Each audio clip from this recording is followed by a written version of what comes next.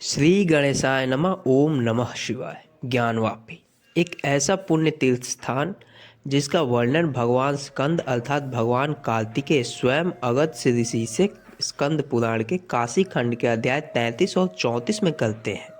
भगवान स्कंद इस पुण्य तीर्थ की दिव्यता का वर्णन करते हुए कहते हैं कि यहाँ स्वयं माता पार्वती के साथ श्री महादेव निवास करते हैं। भगवान कार्तिकेय इसकी उत्पत्ति बताते हुए कहते हैं कि एक समय इस तीर्थ में ईशान कोण के अधिपति ईशान नामक रुद्र स्वेच्छा से विचरते हुए आए। वहां आकर उन्होंने भगवान शिव के विशाल ज्योतिर्मय लिंग का दर्शन किया, जो सब ओर से प्रकाश पुंज द्वारा व्याप्त था। देवता, ऋषि, सिद्ध और योगियों के समुदाय निरंतर उसकी आराधना में संलग्न रहते थे। उसे देखकर ईशान के मन में इच्छा हुई कि मैं शीतल जल से भरे हुए कलशों द्वारा इन महालिंग को स्नान कराऊं। तब उन्होंने विश्वेश्वर लिंग से दक्षिण थोड़ी ही दूर पर त्रिशूल से वेग पूर्वक एक कुंड खोदा। उस समय उस कुंड से पृथ्वी का आवरण रूप जल को पृथ्वी में ढका हुआ था प्रकट हो गया। ईशान ने उस जल से ज्योतिर्मय लिंग को स्नान कराया। वह जल अत्यंत शीतल, ज्ञान स्वरूप एवं पाप पुंज का नाश करने वाला था। संत महात्माओं के हृदय की भांति स्वच्छ, भगवान शिव के नाम की भांति पवित्र, अमृत के समान स्वादिष्ट, पापहीन और अगाध था। ईशान ने अज्ञान ताप से अनंत प्राणियों के प्राणों की एकमात्र रक्षा करने वाले जल से सहस्त्र धारा वाले कलशों द्वारा सहस्त्र बार विश्वनाथ जी को स्नान कराया। तदंतर भगवान शिव वरदान देने प्रकट होकर वरदान मांगने को कहा। तब ईशान ने कहा, वह अनुपम तीर्थ आपके नाम से प्रसिद्ध हो। विश्वनाथ जी बोले, त्रिलोकी में जितने भी तीर्थ हैं उन सबसे यह शिव तीर्थ परम श्रेष्ठ होगा। शिव ज्ञान को कहते हैं, वही ज्ञान मेरी महिमा के उदय से इस कुंड में द्रवीभूत होकर प्रकट हुआ है। अतः यह तीर्थ तीनों लोकों में ज्ञानोद अर्थात ज्ञानवापी नाम से प्रसिद्ध होगा।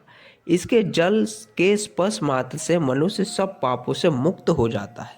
ज्ञानोद तीर्थ के जल के स्पर्श से अश्वमेध यज्ञ का फल प्राप्त होता है।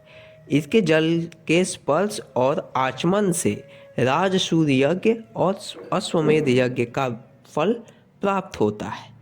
आगे भगवान शिव पिंडदान, स्नान, दान, पूजन से प्राप्त फलों का वर्णन करते हैं, जो अत्यंत दिव्य है। इसी में एक कथा है कि कैसे सुशीला, जो भगवान शिव की परम भक्त थी, और विद्याधर ने माल्यकेतु और कलावती के रूप में पुनः जन्म लेकर मुक्ति को प्राप्त किया।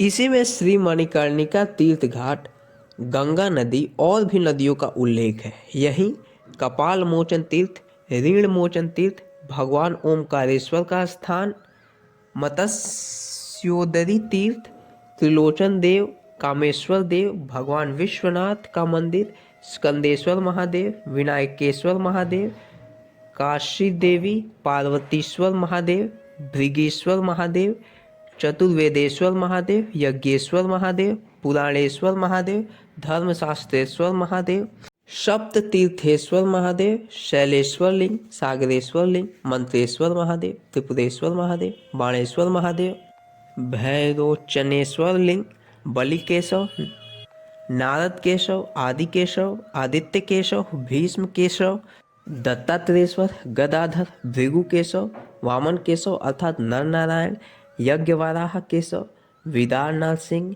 गोपी गोविंद, लक्ष्मी नरसिंह, शेष माधव, बिंदु माधव, मंगला गौरी, मपुखादित्य, गवस्तीश्वर महादेव, किरणेश्वर महादेव, घोतपापेश्वर, निर्वाण नरसिंह, मणिद्वीपनाग, कपिलेश्वर लिंग, प्रियव्रतेश्वर लिंग, श्री कालराज, मंदाकिनी, रत्नेश्वर ज्योतिर्लिंग, कृतिभासेश्वर ज्योतिर्लिंग, भगवती दुर्गा पितृलिंग, चित्रघंटेश्वरी देवी, पंटाकर्ण सरोवर, ललिता गौरी, विशालाक्षी, आशा विनायक, धर्मकूप, विश्वभुजा देवी, वंदी देवी, दशाश्वमेघ तीर्थ, अशोक तीर्थ, गंगा केशव, मोक्ष द्वार तीर्थ या स्वर्ग द्वार तीर्थ आदि कितने तीर्थ और मंदिर हैं काशी और ज्ञानवापी में। इन सब का उल्लेख भगवान स्कंद जी अर्थात भगवान कार्तिकेय जी कर रहे हैं। तो मित्र बस आशा करता हूँ कि यह प्रस्तुति आपको अच्छी लगी होगी। हम आपसे मिलेंगे एक और नई प्रस्तुति के साथ। तब तक के लिए राधे कृष्ण, उमापति हर हर महादेव, श्री गणेशाय नमः।